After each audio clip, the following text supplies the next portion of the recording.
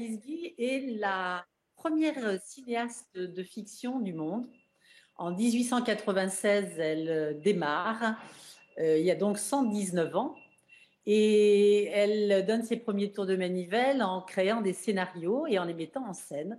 Donc elle inscrit le cinéma dans les arts de l'époque, qui sont majoritairement le théâtre et le music-hall, et elle invente un style, des personnages, des situations. Bien avant l'heure, d'ailleurs, elle met en scène, je trouve ça assez amusant, ce qu'on appelle le gender aujourd'hui, c'est-à-dire les rôles masculins-féminins. Elle est assez malicieuse et très vite, d'ailleurs, elle double son rôle de celui d'une productrice. Donc, elle a deux carrières, hein, une partie en France et une partie aux États-Unis.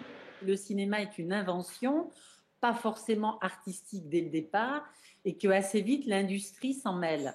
Donc, Alice Guy a bien compris, elle était très intelligente, hein, c'est vraiment une inventeuse, je ne sais pas comment on peut dire. Elle a tout de suite compris qu'il fallait s'occuper aussi des moyens de production.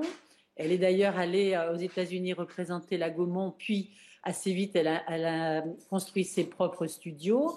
Et ce que je voudrais souligner, c'est que finalement, l'industrie du cinéma a recouvert assez rapidement les inventeurs du début du siècle, dans une espèce de chaos comme ça, on ne sait pas qui a fait quoi. Et Alice Guy, en tant que femme et de façon très isolée, a été vraiment oubliée de l'histoire, sauf des Américains.